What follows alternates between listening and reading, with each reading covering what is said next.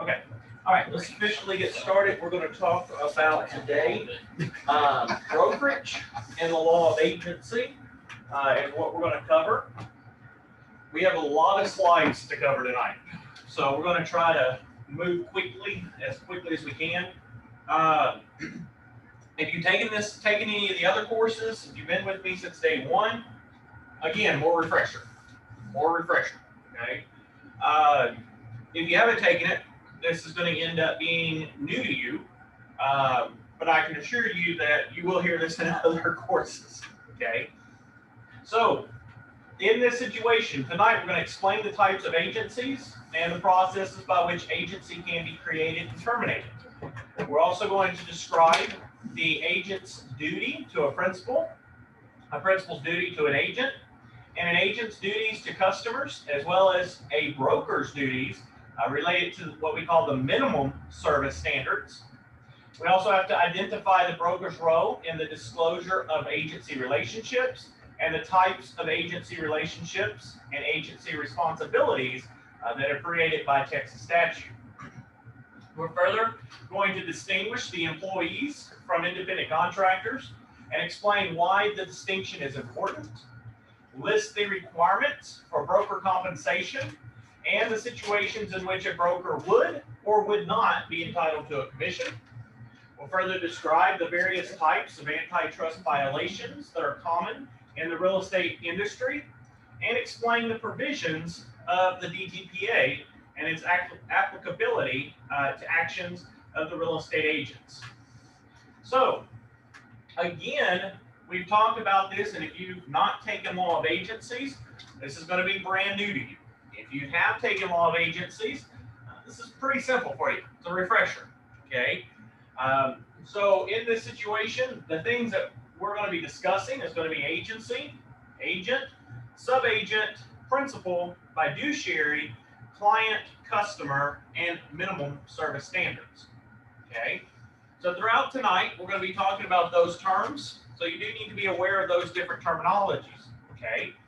Now, to get started, we need to talk about either general agent versus special agent, okay?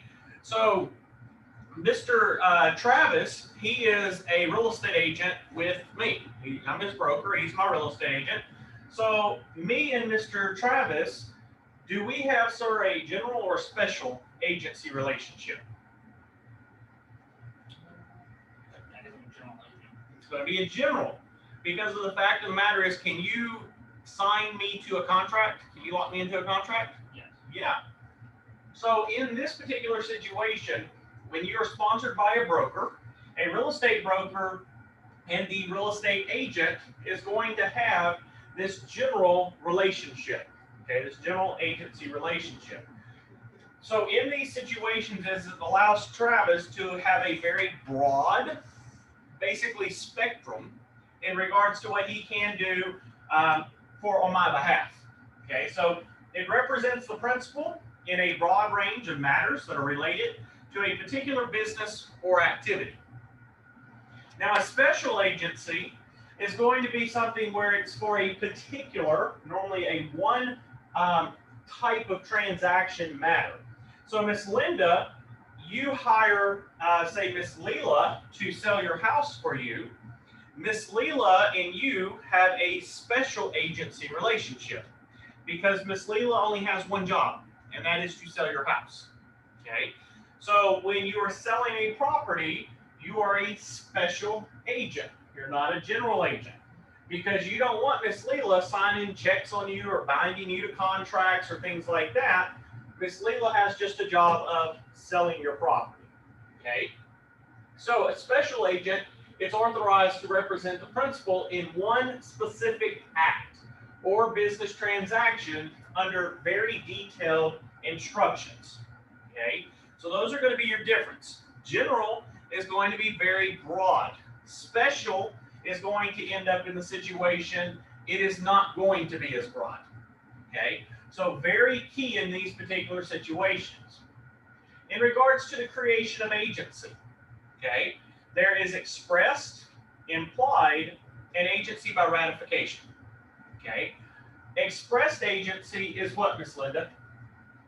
That expresses means that you recognize them? Expressed is actually written or said verbally to somebody. You actually tell me something or you state something. When you do that, it is expressed. Okay? So in that situation, we have to make certain that in that particular situation, we have to make certain that the express agency is going to end up in this particular situation that we have to ensure that it's actually stated. Okay? So in this particular situation, we've got to make certain that the express agency is actually going to be stated. All right? Now, an implied agency is by the actions. Okay? So an implied agency is through your actions. So my question in this particular situation is, Miss Linda, could I possibly create an agency relationship by my actions? Yes. Give me an example of how that could happen.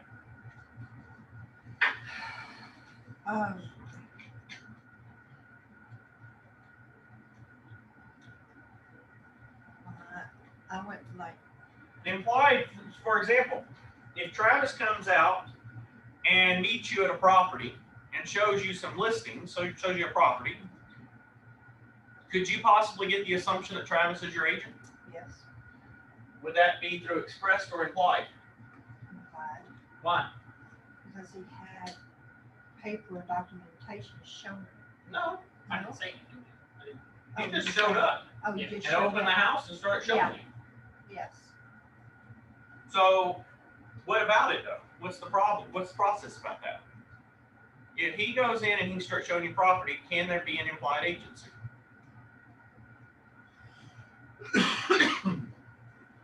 My mind's Yes. I'm sorry. Yes, I you said can. yes, but my mind's Yes, you can. What it comes back to is the situation is implied is by him coming out there, opening the door, start showing you a property, you start looking through it, start asking him questions, he starts answering those questions, and continually goes through the process of showing you other houses.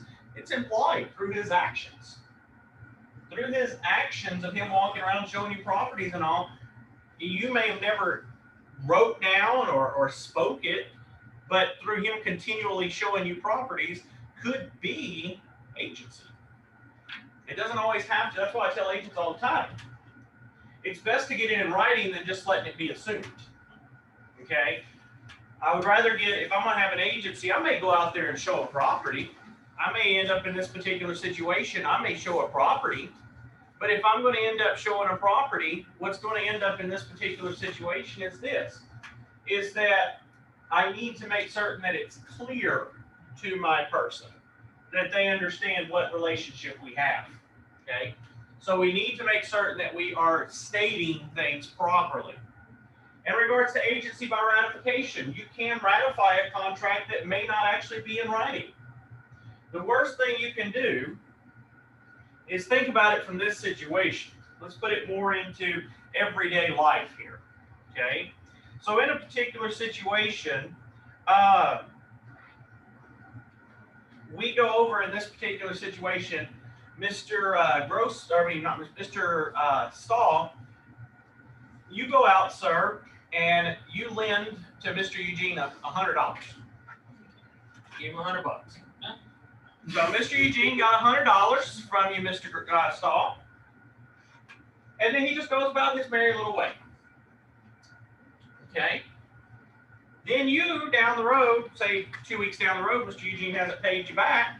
You just were under the assumption that he was going to pay you back. And you sue Mr. Eugene to say that he owes you money.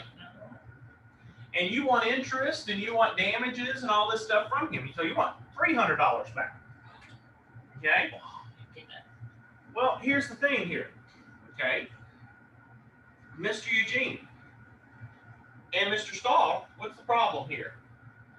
It's now left up to whose decision to decide what type of contract you get. A third-party judge that has no idea what happened. Okay?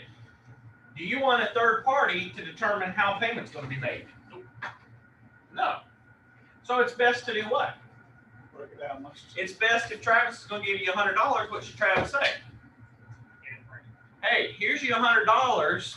You're going to pay me back in 2 weeks at 10% interest. Because what could happen is the judge could go one or two ways, couldn't they? The judge is either going to side with Travis or the judge is going to side with Eugene.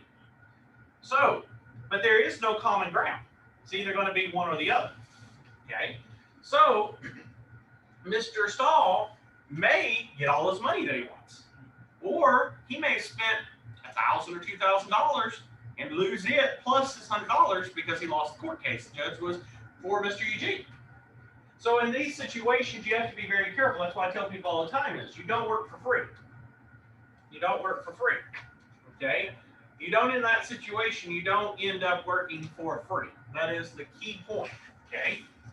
Now, how do we terminate these contracts? How do we actually end up terminating? Well, there's a list of them. Okay? Of course, termination can be direct. Okay?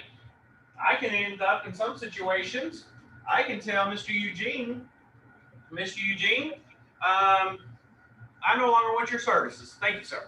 And I can walk away. Okay? There can be, same thing with termination, falls down here under mutual agreement. And can end up where me and Mr. Eugene mutually consent to the termination. Okay? If either party dies, the relationship falls apart. But hold on here. Hold on. What if Mr. Grossman is a real estate agent of mine, I'm the broker, and Mr. Grossman dies? Is the relationship dead? Is the agency dead? No, Why? because you are the part. I'm the broker.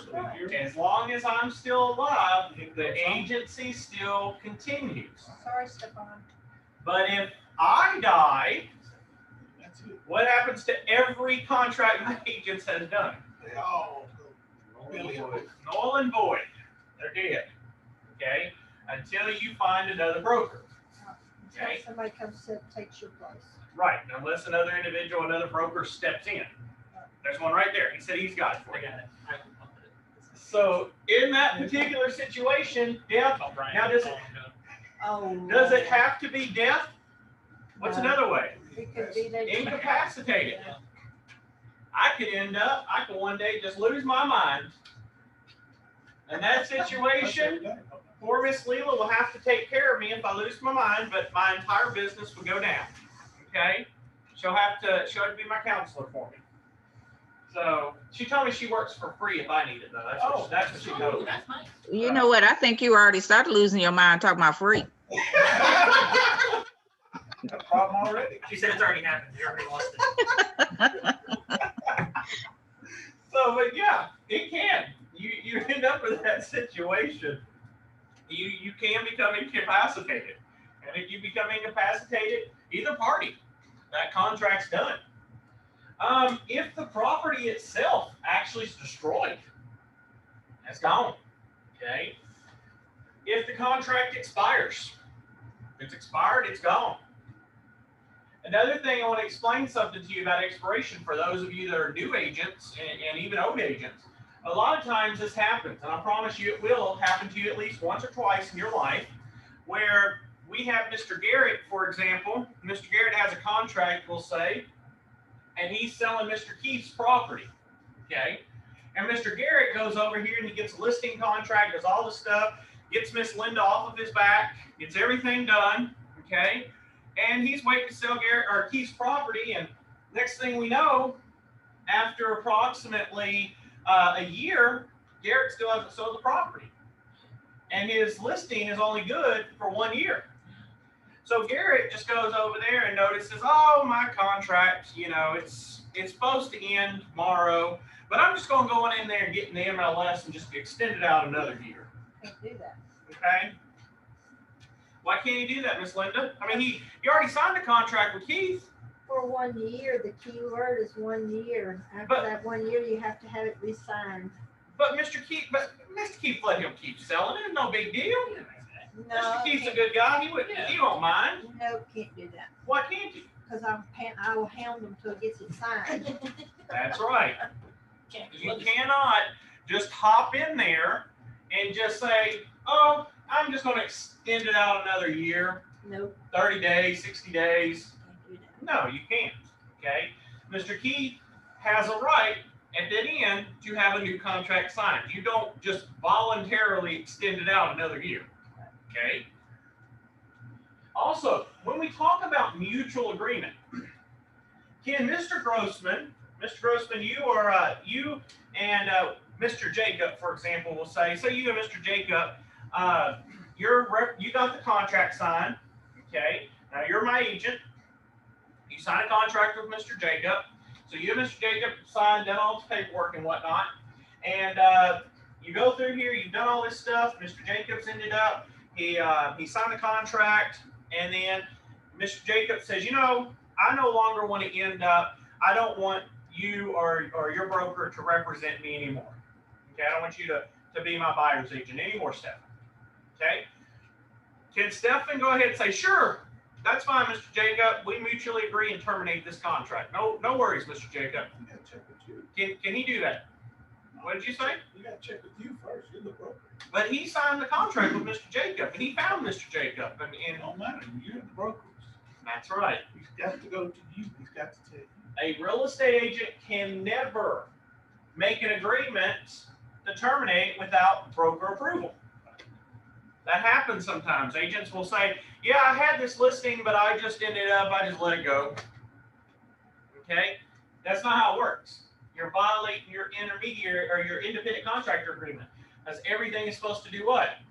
Go to the broker. Now, most brokers, of course, are going to do what, Travis? If a client tells you, I don't want to use your services anymore, what's most brokers going to say? Terminate it. Sure. Who cares? Let it go. Yeah. Just let it go. I'd rather have a happy person that leaves, mutually agreeable than angry and upset. You know what I'm saying? So most people are going to let you go, but it still needs broker approval. Broker still needs to approve it. There also, of course, can be what's called renunciation. The broker on its own can withdraw from the matter. I've done it before. Done it only 3 times in my life. And it's just because of the fact the person was extremely difficult. More difficult than the one you're thinking about. No way. Yes, sir. And in that situation, I stepped out. I said, I'm done. I withdraw. Find somebody else. Okay? You can do that. The owner can revoke. The owner can revoke. So coming back to the Stephen situation, where Mr. Jacob tells you, I want to mutually agree to terminate. Okay? Well, you have to come to me. Well, Mr. Jacob could just say this. I don't even care what your broker says, Stephen. I'm revoking the contract. I'm out of here. At that point, does Stephen need to even have me involved? No. But he should. He still needs to inform the broker, yes. But in the situation is the owner can revoke. Yes. Okay? If there's bankruptcy of the owner, in that situation, contract's terminated. Because it goes no longer, if it's bankrupt, it goes to the state or the government for disbursement. Okay? Or if we simply complete and fulfill the document. Okay? Now, what exactly are the duties? Well, the initial duties is care, obedience, accounting, loyalty, and disclosure. That's your duties. Okay? You have duties to take care of your clients, take care of the matter, to assist them no matter what. You have to obey. Now, Travis, does this mean that if Miss Leela tells you, I want you to go and get this property for me because it's great for growing weed. I want to grow, have drugs on my property. We could be in business. We can be in business. Oh, y'all be in business. The key thing here is those situations you can't obey. Unfortunately, you cannot obey Even if Mr. Noble says, hey, Travis, me and Leela are going in on this business and we'll give you half of it. He'll go, nope, you cannot obey illegal actions. Okay. Accounting, you have a duty. Now, this is not so much the agent, this is the broker. The broker has a duty to account for funds. If a client gives me $2,000, guess what happens? I better be accounting for that $2,000. It better be somewhere in a trust fund. Okay? It does not, in any shape or form, need to end up going into their personal account. Loyalty. This is a kicker. This is a big one.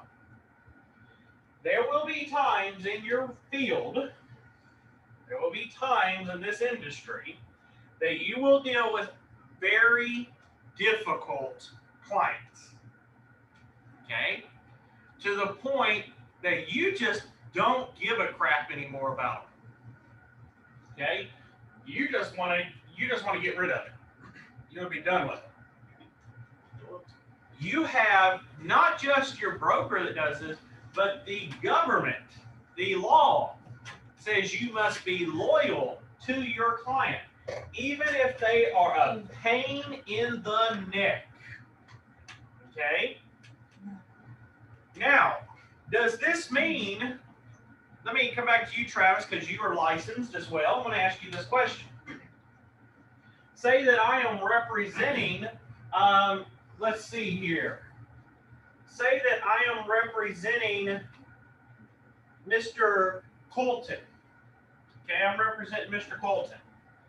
And Mr. Colton, God forbid, he calls me every hour on the hour, constantly checking in, wondering what's going on, why haven't I done this, constantly texting me every 5 minutes, nonstop, just blowing my phone up nonstop. He's annoying the you-know-what out of me right now, okay? Can I just do this if you have a listing? Can I do this? Hey, Travis, I just want to be honest with you, man. This guy, God, this guy, my client, his name's Colton Ledbetter. Jesus Christ, he's a pain in the you-know-what. I mean, golly, you want to talk about most annoying person in the world? It's Colton, okay? Like, dude, like, what can we do? I don't care. I just want the guy out of my hair.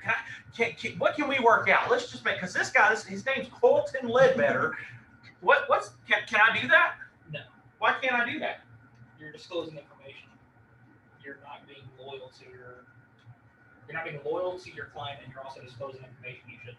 Exactly. I have a client that's really annoying. Is that Linda Nobles? You better not say anything, because I'm not looking back this time. But I know, I got eyes behind my head, I'm back here too. I'm busy, I'm working on stuff. But the thing is no, you can't do that. You cannot say negative things about your client to other agents. Okay? You can say something to the extent of, I definitely earned my money on this transaction. And if you say that, what are y'all assuming right there? When I said that, what's that mean, Mr. Eugene? I went through hell. Just that word. But if I go in and I spill the beans and say, this guy just drives me nuts and da-da-da-da-da, that's not being loyal. That's not loyal. Loyalty is where no matter what crap they put you through, you stick through it. If you're married, you know what I'm talking about. Okay? No matter crap they go through, you still stick by their side. Okay? That's your job as an agent. Okay? Disclosure. You have to disclose things that you know.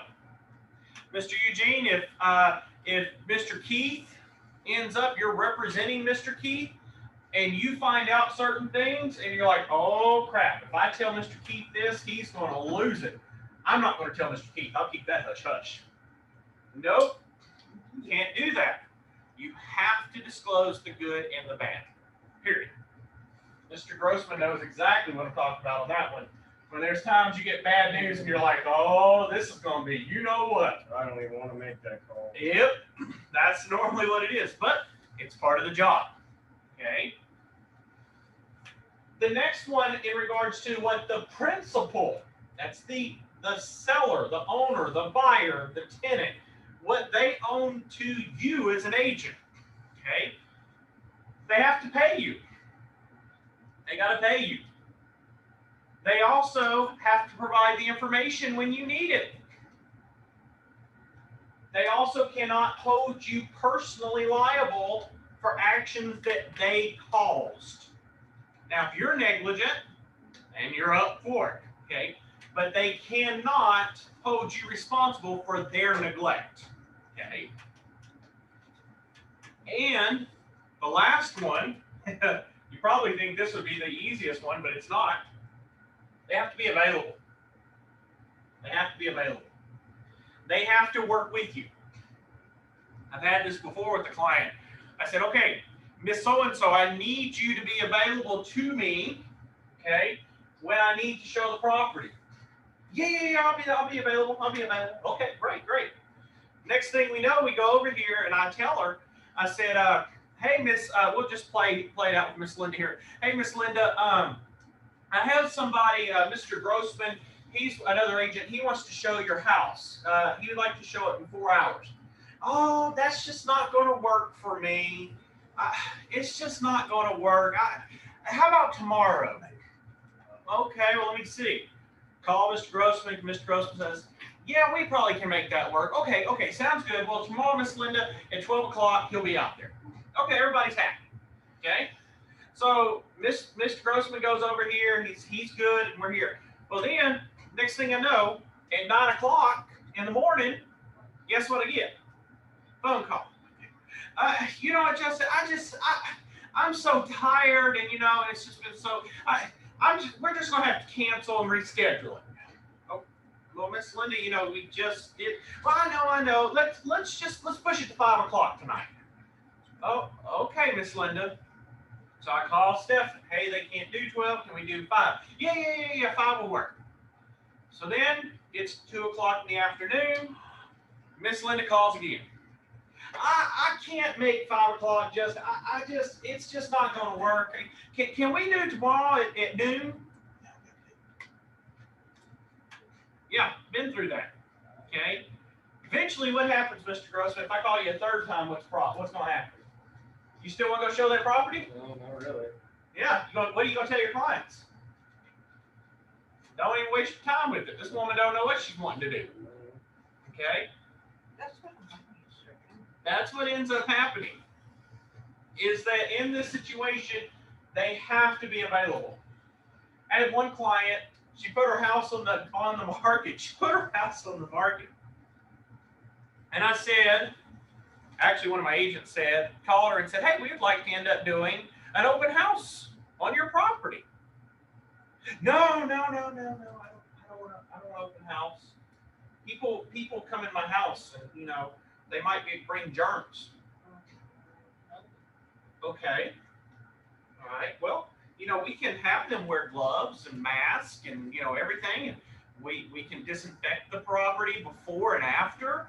We can help you. We want to. No. I don't want people walking around in my house. Well, can they walk around on the yard? No. I don't. They can see it online. They can see the pictures. What's the problem with that? Because pictures can be. Pictures can be very deceitful. Very deceitful. Okay. Your client has to be available. They have to be willing to let you show the property. The duties of the agent to a customer. The difference, Mr. Stahl, between a customer and a client is what, sir? If you have representation, if you were representing. If I have a duty, a legal duty to them, then I have, they're a client to me. But if I have no duty, if it's just somebody walking around just being nosy, like a person like a window shopper in Target or Walmart, then in that particular situation, they're just a customer. Okay? So, to a customer, You only owe reasonable care and skill. Okay? You also must be honest and fair in your dealing with them. And you must disclose material facts. Now, I want to explain something right here in the middle about puffing, misrepresentation, and fraud. No, I'm not talking, when I say puffing, I'm not talking about what Stefan does with that vape deal. Okay? Oh my God. That's not what we're talking about. Okay? We're talking about what? Okay? What are we talking about, Steph? Do you remember what puffing is? It's like over, selling a property or something. It's basically, like you said, it's selling. It's over hyping it. Yeah, it's hyping it up. I believe in you. So I may say something to the matter as simply as this. I may say, Mr. Eugene, this house has the most beautiful view from the backyard. Well, what did you say the other day, Mr. Grossman? It's the eye of the what? Beholder. It's the eye of the beholder. We had one that ended up, never talk about anything in regards to the names or properties or things of that, but we once, a long time ago, we had somebody that went into a property and they ended up, the property was in horrible condition. Horrible. And the client was like, oh my God, this is the most beautiful house I've ever seen. Well, everybody has their own views. Okay? Everybody has their own thoughts. Okay? You've got to make certain, though, when you're using puffing, that puffing don't lead you to misrepresentation or fraud. Okay? So in that situation, make certain that it does not lead to misrepresentation or fraud. Okay? For example, you cannot say that this water has the best water in the entire United States. Why is that? Well, can you test the water to see if it actually has the best water in the United States? Yeah, you can. You actually can test it. You can. Okay, it's a trick question, but yes, you can. But can you test views? Could I say, Travis, right now, out our window here, could I say we have the best view in Bryan College Station? If you want to say that. If I wanted to say that, I could, but to you, you may be like, no, right? So in that particular situation you got to watch it from what you're saying. If it's something that is an opinion, that's fine, okay? If it is an opinion, that's fine. But if it ends up, if it's actually something that you can measure, like water or things to that nature, then in that particular situation, what ends up happening is you can go over there and you can turn around. And I'm sorry, everybody, I'm messing with a friend of mine up here. He's walking out and I'm putting my little laser out there. He's got a chainsaw. Watch out. Yeah.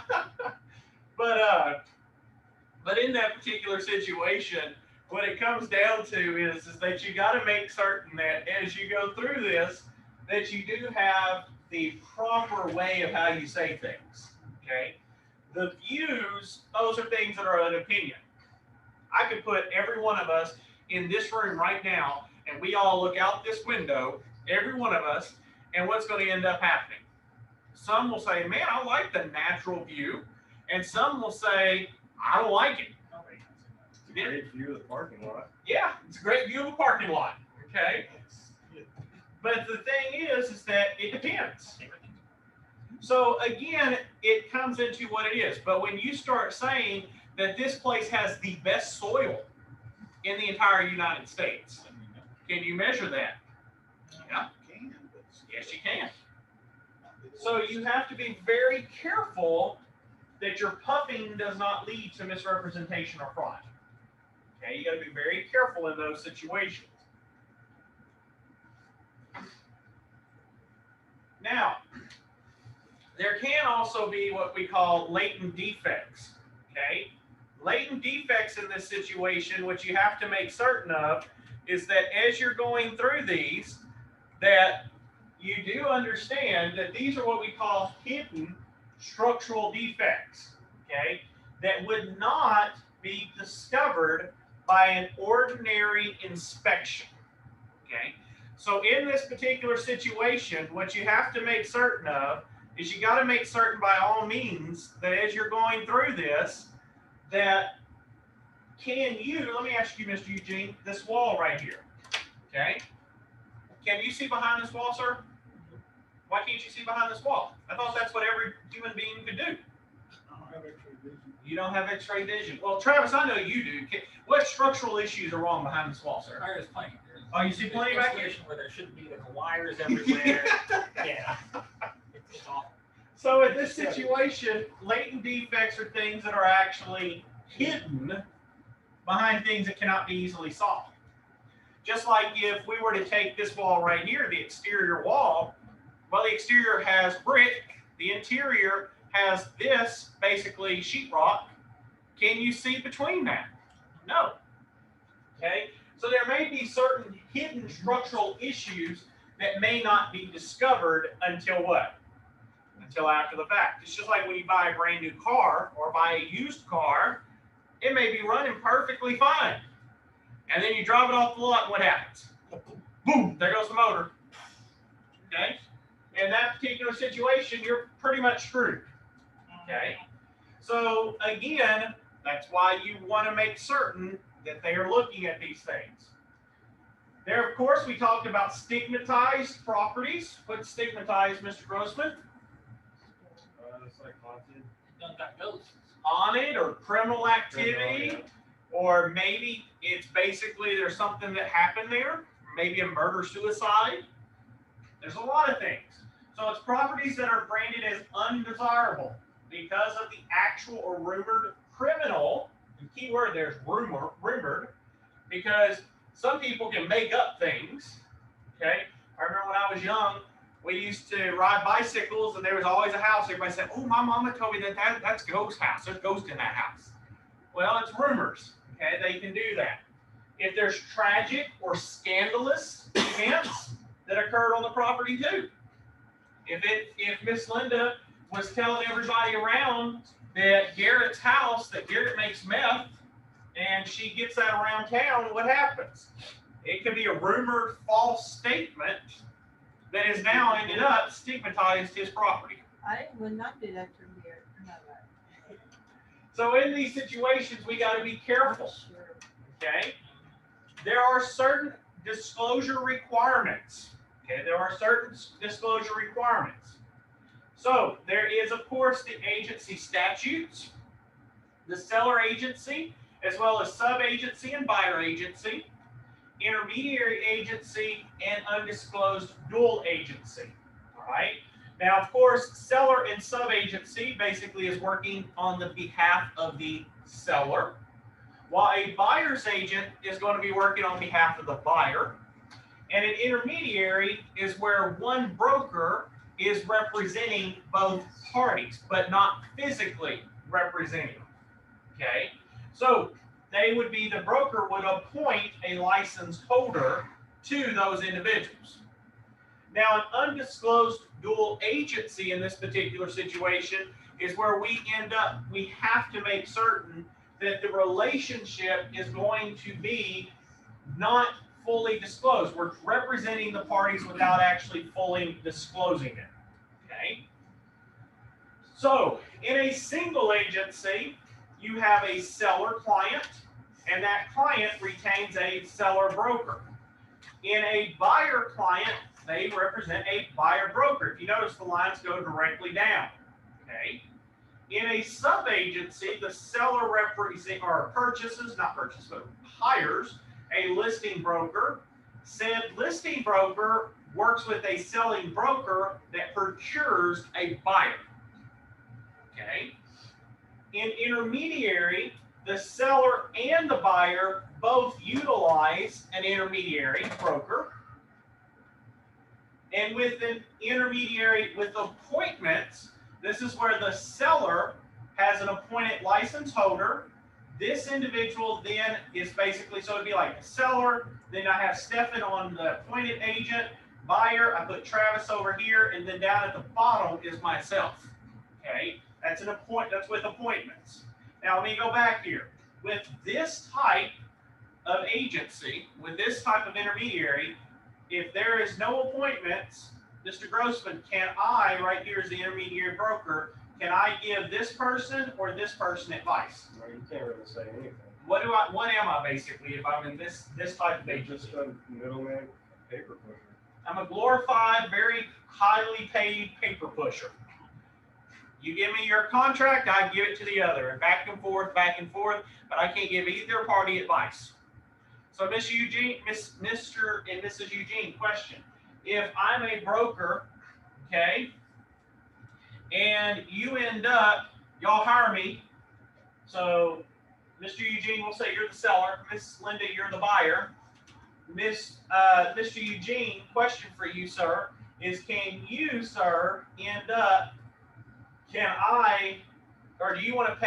want to pay me, basically it's not even Miss Linda, but you, Mr. Eugene, is the seller, do you want to pay me 6% of your property for me just basically to say I can't give you any advice? Not really. All I do is I just draft the paperwork, Mr. Eugene, that's all I do. I know, still only 6%. And I'm gonna get 6%, sir. How do you feel about that? Don't like it. Don't like that, do you? Okay. But that's what happens. So in that situation, you do have this type of relationship, okay? Now in this situation, are you gonna get advice? Oh, yeah. Yeah, because why? Because I appointed you. You're appointed to Mr. Grossman. So Mr. Grossman, can you give your client advice? Mr. Travis, can you give Miss Linda advice? Because what am I now here? I'm basically gonna put a wall between those two where Travis and Stephen cannot talk other than negotiations that I'm gonna be sitting in on to make certain there is no disclosure of information. I take that very seriously as a broker. Now, do all brokers take it seriously? No. But most do. Okay. Now, what about this broker sales agent relationship? So this is where you kind of want to peek up here in just a minute. Actually, just give me a quick little second. Mr. Grossman, can you pause it for just a second for me, please?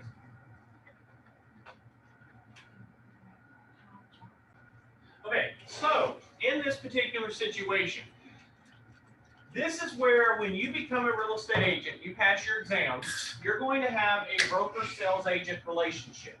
Okay, you're going to have that relationship. Now, real estate sales agent is going to be able to license to perform certain real estate activities on behalf of a licensed real estate broker. Now, as a broker, I can dictate what my agents can and cannot do. I could tell my agents that none of you can do y'all can't represent any sellers. All we do is buyers.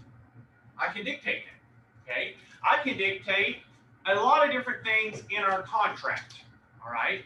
So when you go looking for brokers, one of the key things that you need to look at is what are the activities that I can actually do on behalf of my broker? Because there are some brokers that they are exclusively leasing brokers, and that's it. They don't do sales. Or there are people that just do commercial and they don't do residential, okay? So in these particular situations you've got to make certain that you find out what activities does my broker do. Now, I used to, when I first started real estate a long time ago, okay, I used to do everything just because money was money and I needed it, okay? But I learned over time, I don't do property management anymore. I refuse to do property management because property management is not worth the headache, the time, nor even the money that you get off of it, okay? But there are some brokers, that's all they do exclusively, is property management, okay? The thing is that you have to find out what exactly does your real estate broker do. If I can see that the monies I'm going to make, like I told somebody before, if I can get 100 units and I'm making at least 10% off of each unit, I may get back into property management. But when you're working 4 or 5 units and you're only bringing in, if you're lucky, $400 or $500 a month, but you're dealing with 90% of your time focused on property management, it ain't worth it, okay?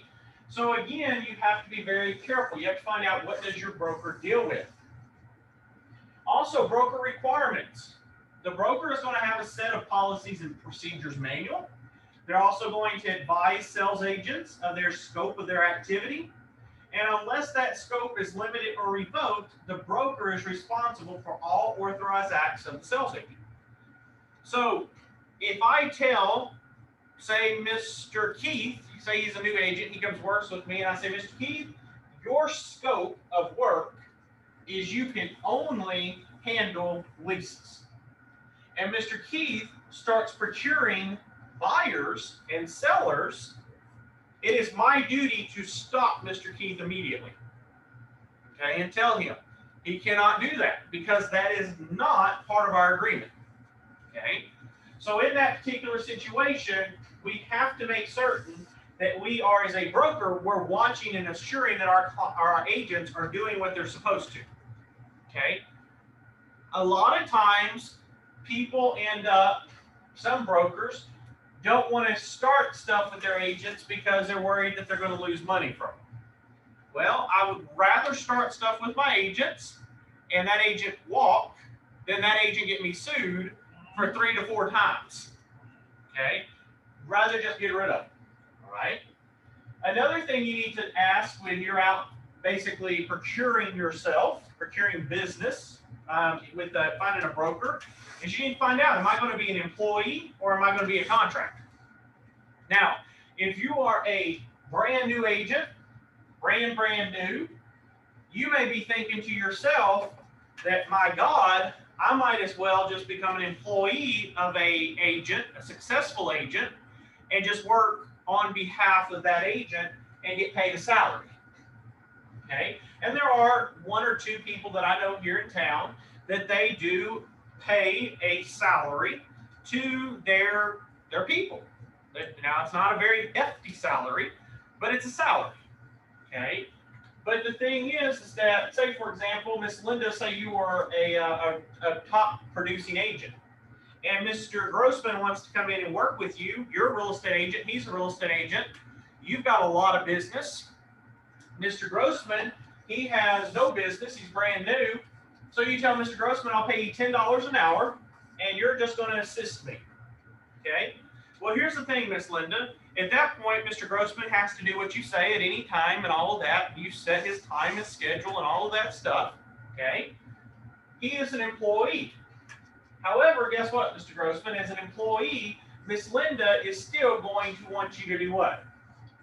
Solicit business. She wants you to get sales. So he's going to solicit business. He's still going to do sales. He's still going to do everything that he's already doing right now. But guess what? If you procure a big sale, guess what? The money goes to Miss Linda, not to you, and you don't get a bonus or anything. You just get your paycheck. I love you, Stefan. Love you. How about that? How's that sound, Mr. Travis? Don't that sound just wonderful? You still have to do all the same work, but and give the money away too, Travis. Come on now, Travis. Come on, Yeah. Travis. But see, What what if I don't do the work, but still get my salary? yeah. How long's he gonna be employed, Miss Linda? Us, Travis. I'm busy. I got stuff I'm doing. I promise I'll get there. Just never telling through.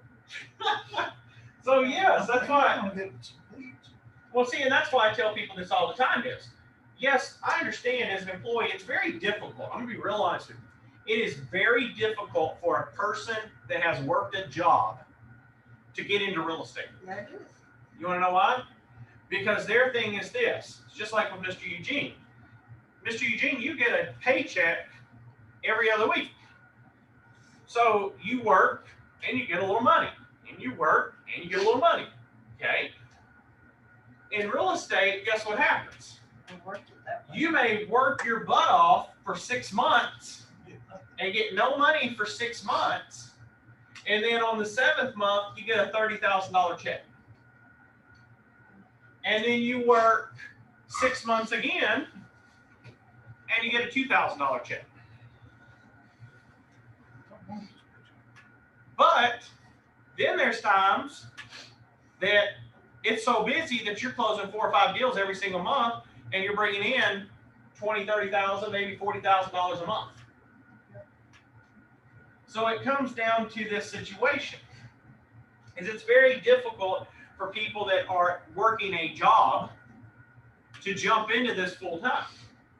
But like I've told people this before, if you jumped into this as an independent contractor and you put the exact same time, effort, and everything into it, and I mean you worked 8 to 5, Monday through Friday, like you do your job, and you actually worked, that's the key word, actually worked like you did at yours, and that means door knocking, calling, going to events, joining networking events, doing all these different things. If you do that, you can make whatever amount of money you want. I had one agent that's only been with me for 1 year, and she herself closed out over $150,000 her first year in real estate. First year. This year, she's almost made that, probably will make that by March or April. And that's not even enough for her. Yeah. She will probably end up making $300,000 or $400,000 this year. This is her second year. But the thing is what she's doing? She's working it every day. She treats it like a job. Okay? That's the thing. If you want to sit at home, you want to play, don't get me this wrong. It's fine that you can sit at home because you can work at home. I've done it. Okay? Travis has done it. Stefan's done it. We've all done it. Okay? If you are actually working, it doesn't matter where you're at, but you got to actually work is the key thing. The only reason I come up here to the office is because the fact is what? When I'm here, I don't have the distractions of home. Okay? Exactly. When you're at home, what distracts you? You have pets, you got laundry. What'd you say? Your wife? Probably some of the ladies are saying husband. Food. Yes, husband. So in that situation, we go through this and we have to understand that, you have to look at it. But if you really and honestly, you push hard in this field and you get into it, guys and gals, I started in real estate 10 years ago, almost quit because I wasn't making no money. When I finally started working hard, I started actually making a living. And over time, it allowed me to get an office. It allowed me to get people with me to basically work as a team, to provide them with the tools that they need to be successful. It worked. But what I'm saying is you cannot quit in the beginning. That's always my biggest challenge with new agents. They get their license and they're expecting a paycheck. Okay? If you can hold on, you're set. Mr. Stahl will tell you his first transaction, if I'm correct, Mr. Stahl, your first transaction was basically a year and a few months from your previous job? Yeah. Yeah. So his first commission check was basically his entire year from when he quit and a few months more. He made all in one transaction. And would you say about 30 to 60 days? Yes, on that. Somewhere about 30 to But 60 yeah, days. it took me 2 months to get that check, but I'd rather spend that 2 months to get that check and then Be good. now I can literally, in that logic, make a sale once every year and a half and be okay. Yeah, if you wanted to, yeah. If I wanted to. If you wanted to yeah. retain that lifestyle, as they say, for the rest of your life, yeah, you do I one or do. two sales, you're Yeah. good. Same thing with Mr. Grossman. What did you tell me with yours? How many months was it with the job you were doing? It's about 9 months of work. So about 9 months of work. He was able to get his. Now, how long did it take you though to get to it? Be honest with him. Well, this one didn't go very smoothly. It took more than a month. I'd say close to 3, Close to, yeah, about 3 months. 3 months. So in that situation, what I try to tell people here is this, is that it is not going to be easy. And if you ever want to hear some good stories, Travis, myself, or Stefan can give you some great ones, okay? Even Miss Linda can give you some good ones. But the thing is that you have to keep this in the back of your mind. Now understand in broker's compensation, it is owed when, and this is very key, the broker, if you notice, it's not the sales agent, it's the broker, is owed compensation when the contract closes. That's number one. So if the contract closes, broker is entitled to a commission. if the broker produces a ready, willing, and able buyer, even if it doesn't close, I'm entitled to a commission. If the broker is the procuring cause, I'm entitled to a commission. Okay? But you as a salesperson are never going to be entitled to that commission. Okay? Because it has to go to the broker. Now the agent, and this is where everybody that went to sleep when I was talking a minute ago, this is your time to wake back up again, because we're talking about when you're going out there interviewing for a position, okay? The sales agent's compensation is completely different, okay? The amount and the method of compensation is going to be an agreement between the broker and that sales agent. So I could, if I wanted it to, I could have said to all my agents, I'm just going to pay you all a flat salary, and y'all are just going to get paid this fixed salary, and I get all the money. Okay? So if we make $500,000, I pay y'all $50,000. I'm walking away with, $450,000.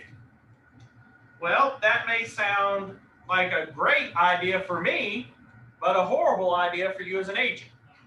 Okay? But there are people that are new agents that they have to have money. And they got to have cash. And they want a deal. Well, if you're going to do that, you lose out on most of the money. Okay? That's why. Because who's taking the risk in that situation? The broker. Okay? If I was to pay all of my people a fixed salary, and I tell them that they all got to get me money, they all got to do it. Well, they're all going to do the same work they're doing already. They're just not going to get their money. They're only getting little crumbs of it. Okay? So some brokers do end up their flat salary. They just give you a flat salary and that's what you get. Okay? Another one is the share of commission. That's kind of what I do. Okay, I kind of do more of a blended, and we'll talk about that in a minute. But a share of commission. So there are some brokers that end up, they take a share, or they give, for example, in my brokerage, if you're a brand new agent, I do 50-50 for your first 5, because normally the first 5, I have to walk you through it. I have to do all the work. So if I have to do all the work, I think I should get half the money. Because mostly what's going to happen, you're just going to sit there and observe, and I'm going to be doing the work. Okay? Yeah, huh? No. So Miss Linda wants her salary, Mr. Eugene. So Whenever I do get it. she would like to end up getting her salary, okay? Whenever So I do get it. in the situation is that there is share of commission. Okay? The next one is what we call 100% commission plan. Now everybody's like, well then why do I even need to go to you, Mr. Justin? I just go straight to the 100% or 100% here. Okay, well you go right ahead. So you gotta pay them Exactly. or something. With a 100% commission plan, they fee you to death. Nobody does this for free. So they will talk about, we give you 100% commission, 100%. Mr. Eugene, 100%, sir, come work with us. I don't want that. So Mr. Eugene's like, heck yeah, I'm getting 100%. Let's do it. But what they don't tell you, Mr. Eugene, is this. Oh, you made copies in the office? Well, that's going to be X amount of dollars. Oh, you actually came in and used one of our desks? That's going to be X amount of dollars. Oh, you took a drink? Okay, that's going to be X amount of dollars. Oh, you went and did that? Oh, that's going to be this, and that's going to be this, and this. And next thing you know, at the end of the month, you get a $2,000 bill. Mm-hmm. Well, wait, that was not- And you didn't make nothing. oh, crap. Well, you're getting 100% of nothing, but you get $2,000 bill. Wait, heck, right. There you go. I'm going back to my old job. That's what I'm saying. So you have to be careful into this. So there are some that do use, and you'll see this last one, it's called graduated commission split. When I first started my brokerage, that's what I did. I did the first 5, 50-50. After they did their first 5, then they moved to 60-40. And then after they did 5 more, then it went 70-30. Then it moved to 80-20, 90-10, and 100-0. Okay? And then what happened is once you hit 100-0, that stayed good for 1 full year, 365 days, and then you start it back over at 80-20 and had to work your way back up again. Okay, it worked for a while, but it puts way too much burden on me to do that. Because here I was over here going, okay, Travis just did how many? Okay, Travis did, oh, and Stefan's done this, and okay, well, Travis is here, and Stefan's here, and then Travis tells Stefan that he's at 100-0, and Stefan's already saying, well, I'm at 50-50, and then you get this, it's a mess. It's a mess, okay? I found the best method that works. I've been with many brokers, spoke with many brokers. I've ended up myself, I've done research on it myself. I've tried it, trial and error in my office. I found it just easy to do this. If you're brand new, it's 50-50 for your first 5, so I can step you through it. After that, it goes 80-20. But the 80-20 is capped at $15,000. So if you end up, you make $15,000 during your 80-20, then it goes to 100-0 for the remainder of the year. And there's no fees. So I don't fee you, Mr. Eugene, when you're in this 100-0 part because you've already paid me your commissions. So in that time, it's 100-0 to you. Basically, you already know everything you need to know. You've got what you needed. I'm just here to help you on the side. So in that situation, it works. But again, you have to talk to who you're at. See, a lot of people, they just, and I was there too when I was an agent. I wanted 100-0. I signed up with 100-0. My very first broker was 100-0. Signed up. They signed me into their platform. And guess what? That's all I ever heard from them. Never heard from the broker again. I try to call, no responses. I text, no response. Nothing. If I wanted to speak to my broker, it was $150 an hour. What the hell? Yeah. He charged an hourly rate for me to speak with him. Because he was giving 100% away. Seems like a nice guy. So I never could do anything. So in that particular situation, what I ended up doing was I did this. I ended up switch brokers, and I was willing to give up any amount of money to learn it. Because if you can learn it, then you could go back to that situation. But I will tell you is, don't simply just jump because somebody says, oh, it's 100-0. Or if they tell you, oh, we don't do no monthly fees. Yeah. How many of you, if you believe that, how many of y'all want to buy some oceanfront property in Arizona? You know, those games. I'll throw the Golden Gate Bridge in too. Okay? Because that's what it is. We're not in this industry to make no money. Okay?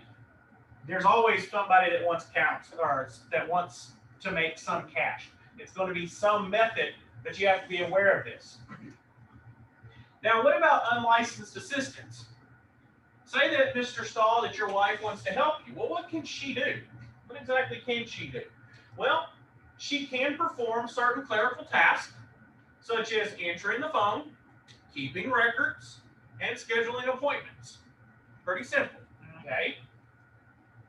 But she cannot engage in any activity for which a license is required. Meaning, Travis, you can't send Miss Elizabeth out to show properties for you because you don't feel like going out today. Mr. Travis, you also cannot have her interview prospects for you. And she cannot control the acceptance or deposit of rent from a resident of a single family residential property. Meaning that that person cannot end up, even Miss Linda herself, she's not licensed, I can't do she that. cannot end up dealing with any monies. It has to end up being that individual agent. That's where it has to be an agent in the office, okay? Because somebody has to do it. Unlicensed assistants cannot do it. Another one that's not sitting up there, right here, it's not there, is you also, Mr. Travis, could not say, you know what, hey, Elizabeth, I'm hosting an open house. You sit on the house while I go put signs out, and if somebody comes in, just let them walk around. Can't do that. They cannot sit on an open house for you. You have to be present through the entirety, okay?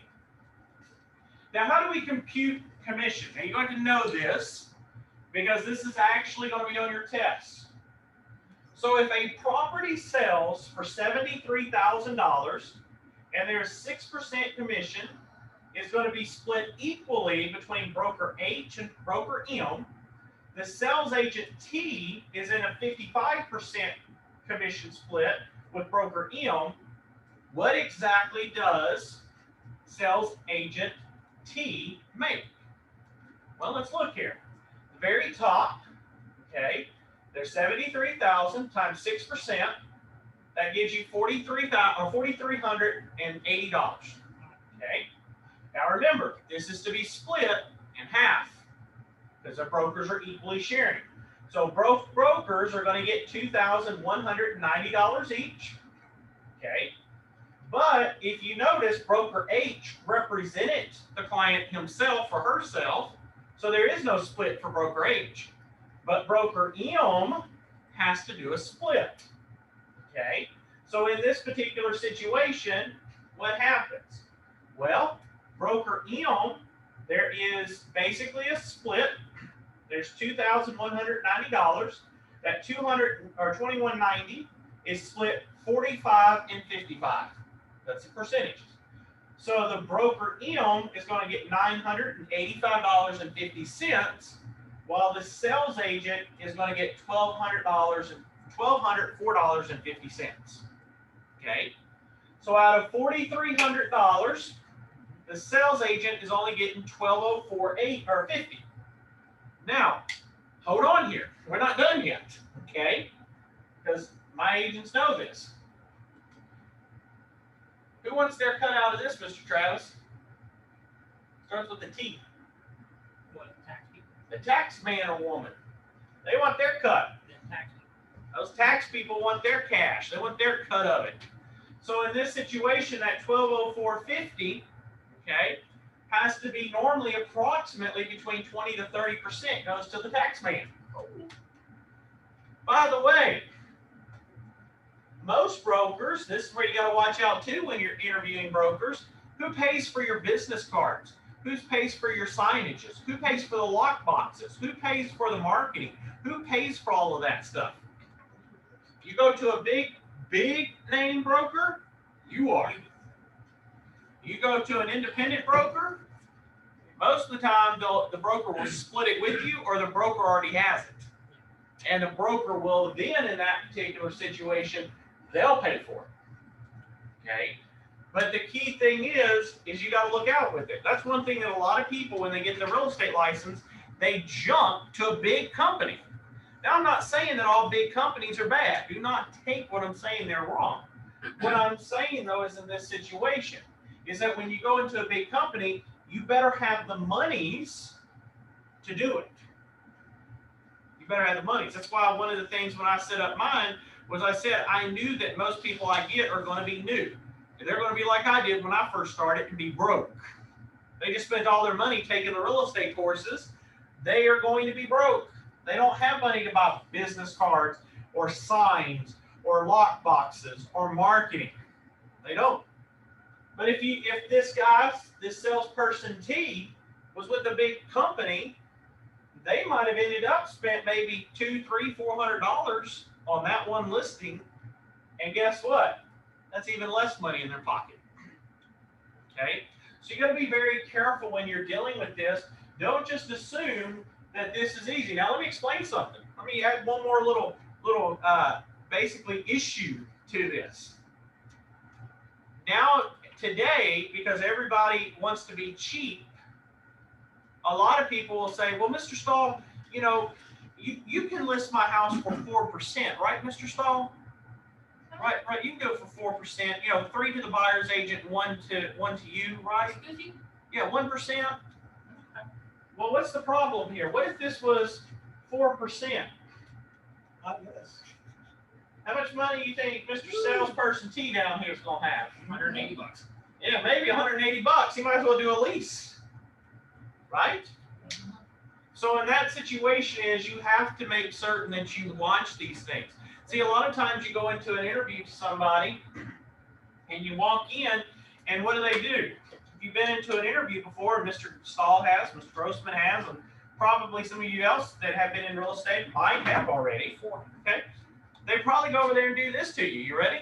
They say, well, you know what? Congratulations, Mr. Stahl, for coming in here and meeting with us. You know, we're the #1 broker or #2 broker or whatever we are. We're the best, and we guarantee that you will end up making $1 million if you follow our plan.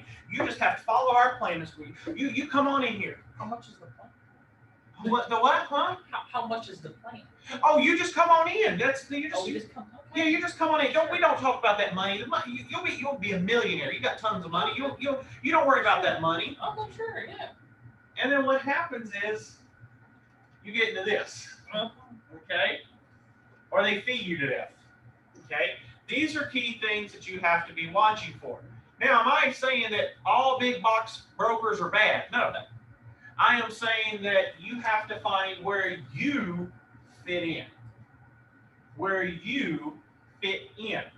You may need a big box broker. You may need somebody to physically hold your hand through every little bitty thing. And if that's what you are and that's your characteristic, you may need it. But if you are worried about cost and expenses and trying to learn and have one-on-one interaction with your broker, then that may not be for you. Okay? You have to decide what you need. Now, of course, there is antitrust laws. And what we're talking about antitrust laws is #1 is price fixing. We cannot, as real estate brokers, I cannot sit down with a bunch of real estate brokers and say, all right, all of y'all here that's here tonight, here's what we're going to do. So that we put out, Travis Stahl's new business, we're all going to only charge 3% or 4% for, 6 months. Then after that, once he's out of business, we'll jack everything back up. Okay? You can't do that. You can't do that. You cannot price fix. You cannot boycott the competition. I cannot get up here as a broker and tell, no broker can do this, no broker can get up here and say, okay, we are not showing any of Eugene Nobles' listings. None. We ain't showing them. Not at all. Miss Linda upset me, so we're not going to show her. We're going to show them all. Okay? Yeah. I can't do that. I can't do that. Okay? I have to, in that particular situation, I cannot boycott the competition. Everything is fair. Right? You also cannot do allocation of customers or markets. I cannot do this.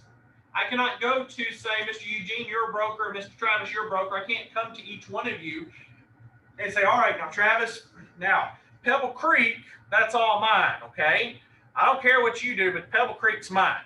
And Mr. Eugene says, well, Miremont's mine, okay?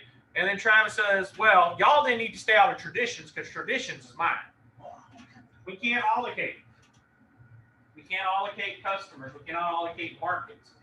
We have to, in the particular situation, we have a duty to end up to make it fair across the board. Okay? If somebody ever tells you, you get out of my market, that's not what they can't do that. That's antitrust. Okay? Now, antitrust penalties can range from things as little as a misdemeanor to a felony. And individuals can be sued up to $1 million and up to 10 years in jail. Okay? So if you go over there, Miss Linda, and you start some of this stuff, you could personally be sued up to $1 million and possibly 10 years in jail. If you're a corporation, you can be sued up to $100 million. Okay? In a civil suit, there is a civil suit, it can be 3 times the actual damages plus attorney's fees and court costs. That's why we don't play with it. Now, we talked about DTPA earlier in law of agencies. DTPA basically is a laundry list of 27 false or misleading acts.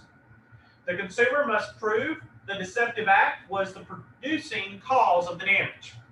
Okay? The DTPA basically applies to real estate agents if there is an express misrepresentation of a material fact that is not advice, judgment, or opinion. Okay? So if you express something that is not advice, judgment, or opinion, you can end up being put underneath DTPA. The information known at the time of the transaction was not disclosed, inducing the consumer into a transaction that he or she would not have entered into. And its unconscionable action is not advice, judgment, or opinion. Okay?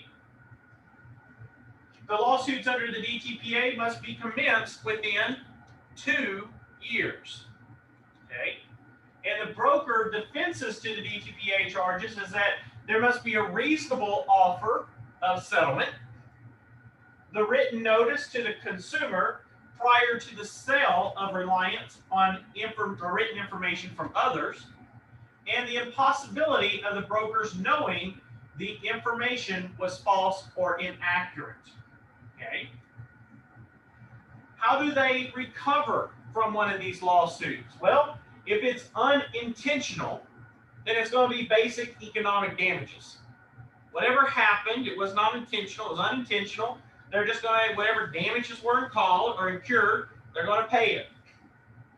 If they know about it, they should have known.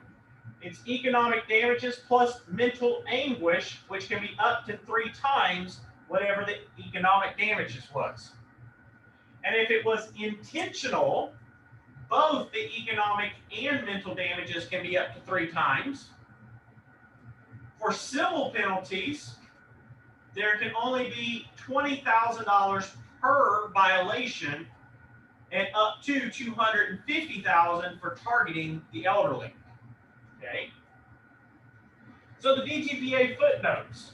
The parties to a contract and license holders are protected from liability unless they knew of the falsity or the concealment. The broker is responsible for the sales agent's actions, and E&O insurance will not cover that fraud or intentional actions. If you intentionally did something, your E&O policy is not going to cover. Okay? E&O will not cover. So don't think, well, if I did something, my E&O got this. Nope. E&O's not going to cover for you creating fraud. Okay? So, in that particular situation, I believe, let me check over here for a second. I actually think, yes it is, that is our last slide for this unit. Okay, so let me stop the recording.